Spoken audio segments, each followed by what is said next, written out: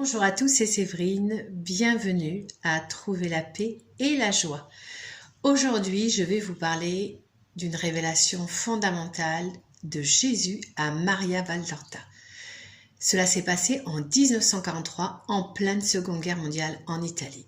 Maria Valtorta était une mystique italienne qui était alitée et elle a eu la chance de voir Jésus à de nombreuses reprises. Jésus lui a montré tout le Nouveau Testament en action. Donc elle a pu découvrir tout un tas de choses qu'on ne connaissait pas sur la vie de Jésus.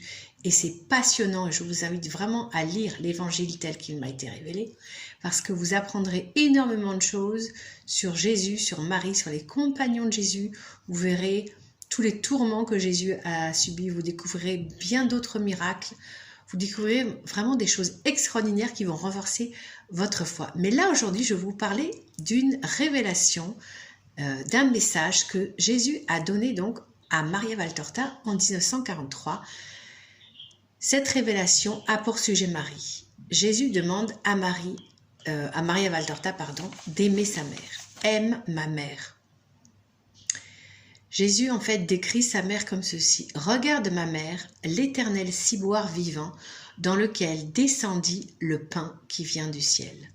Quiconque veut me trouver dans la plénitude de mes qualités doit me chercher dans la pureté, dans la charité de Marie. » Donc, on voit bien qu'on ne peut aimer entièrement Jésus si l'on n'aime pas Marie. D'où l'importance de la dévotion au rosaire. Donc, je vous invite vraiment à prier le rosaire parce que plus vous allez prier le rosaire, plus vous aimerez Marie et plus vous aimerez Jésus profondément. Marie est la co-rédemptrice et la mère de tout le genre humain. Donc là, c'est important. Jésus a voulu préciser quelque chose qui a été évidemment ressenti par de nombreux chrétiens, puisque très vite, les catholiques se sont rendus compte que Marie était la nouvelle Ève, mais cette fois la Ève qui ne pêche pas, et que Marie est bien la co-rédemptrice. Et là, ça nous est confirmé par Jésus lui-même.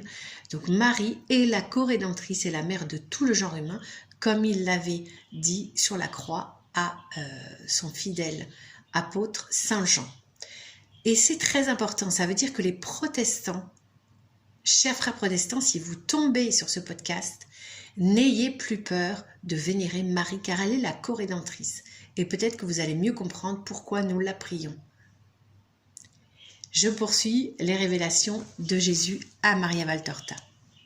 On atteint la sainteté de multiples façons. Il suffit que la créature fasse des misères de sa chair un instrument de mérite pour soi et non de péché. Donc, ce qui est très important, voilà, c'est un encouragement à toutes les personnes qui souffrent. Jésus l'avait déjà dit dans l'Évangile. Prenez courage, vous aurez à souffrir en ce monde, mais j'ai vaincu le monde. Et là, il nous le reconfirme qu'effectivement, on peut transformer sa souffrance, qu'elle soit une souffrance physique ou morale, en objet, en fait, en moyen de sanctification. Donc, il faut vraiment offrir ses souffrances au Christ. Marie et moi avons fait des misères de la nature humaine, autant de poids de rédemption pour vous. Donc, on voit que le Christ a énormément souffert, même avant, évidemment, sa passion. Il a souffert du rejet, il a souffert des insultes, du mépris, il a souffert de la faim, de la soif et du froid. Et sa mère aussi, elle a vécu tout ça. Marie n'a pas une vie facile, même si on n'en parle pas beaucoup. Voilà, Marie aussi a beaucoup souffert dans sa chair. Encore maintenant, ma mère souffre quand elle vous voit rebelle à moi, si sourd à la grâce. La sainteté ne signifie pas exclusion de la douleur, mais au contraire, imposition de la douleur. Donc, chers amis, si vous vivez des moments difficiles, eh bien, sachez que vous êtes en voie de sainteté, que vous pouvez transcender cette douleur en l'offrant au Christ qui vous accompagnera. Et Marie aussi vous accompagnera pour vous amener au Christ. Ils vous aideront à supporter le poids de la douleur parce que vous l'offrirez en union avec le sacrifice du Christ. Merci donc Marie qui me donne à toi avec un sourire de mère pour toute la douleur que lui a valu d'être ma mère. Donc vraiment, nous devons tous les jours remercier Marie et vraiment, Sainte Vierge, je te remercie du fond de mon âme de nous avoir tant aimés que tu nous as donné le Sauveur. Merci Maman Marie de tout ce que tu fais pour nous. vous ne pensez jamais à dire merci à Marie. Donc c'est ce que je viens de faire, mais on peut le refaire encore. Merci Marie, merci Marie, merci Marie. Et là, attention, une phrase importante. Si ce n'était les soins de Marie et de ses prières, la race humaine ne serait plus. Donc on peut déjà profondément se prosterner même devant Marie et lui dire merci parce que grâce à elle, la race humaine existe toujours. Car nous avons tellement commis de péchés que la justice voulait que, que Dieu, supprime la race humaine. Mais sa mère l'a supplié parce que ça lui aurait causé une énorme douleur de voir tous ses enfants chéris morts. Donc remercions Marie de prier sans cesse et d'intercéder sans cesse pour nous. Avant, c'était moi le pont entre le monde et le ciel. Mais devant votre obstination contre le mal, le Christ se retire comme autrefois de Jérusalem. Maintenant, le seul pont qui reste, c'est Marie. Et voilà, ça c'est vraiment fondamental. Je voudrais vraiment que vous compreniez ça, frères et sœurs, que vous soyez catholiques ou protestants. À l'heure actuelle, le seul pont qui existe entre le monde et le ciel, c'est Marie, car Jésus s'est retiré. Il ne reviendra qu'à la fin du monde. Il s'est retiré, laissé l'homme accomplir son mal, et la seule personne qui nous relie encore au ciel, c'est Marie. Donc c'est fondamental de prier et de remercier Marie tous les jours. Et attention, parce que là, Jésus nous donne un avertissement sérieux. Mais si vous la méprisez elle aussi, vous serez écrasés. Mais si vous méprisez Marie, elle aussi, vous serez écrasés. Je ne permets pas que soit vilipendée celle en qui descendit l'Esprit Saint pour m'engendrer.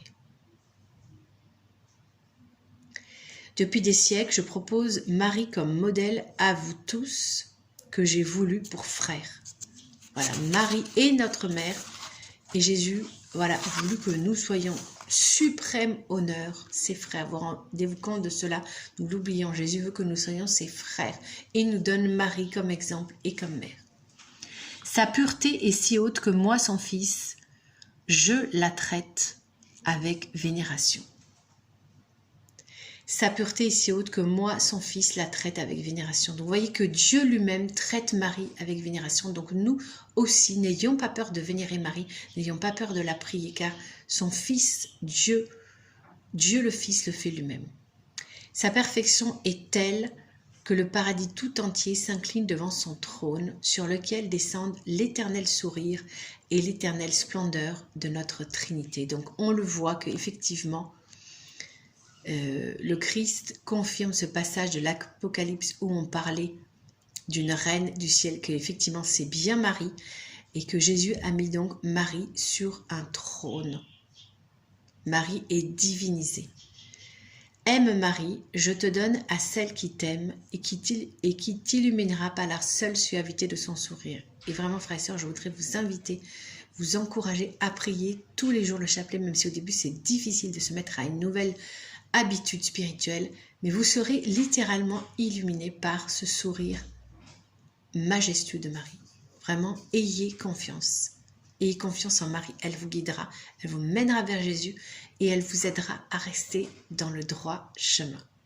Voilà, c'est un podcast très important, chers frères et sœurs, où Jésus nous donne des messages fondamentaux concernant notre salut, concernant sa mère. Donc, merci, frères et sœurs, de partager un maximum autour de vous. Ce qu'a dit le Christ à ceux qui en ce monde croient encore, je dis, le salut du monde étant Marie. C'est terminé pour aujourd'hui. Pensez à liker, à vous abonner si ce n'est pas le cas. Je vous souhaite une belle journée sainte en compagnie de Marie et de Jésus. Et nous nous retrouvons mercredi pour un nouveau podcast. À très bientôt. Soyez bénis.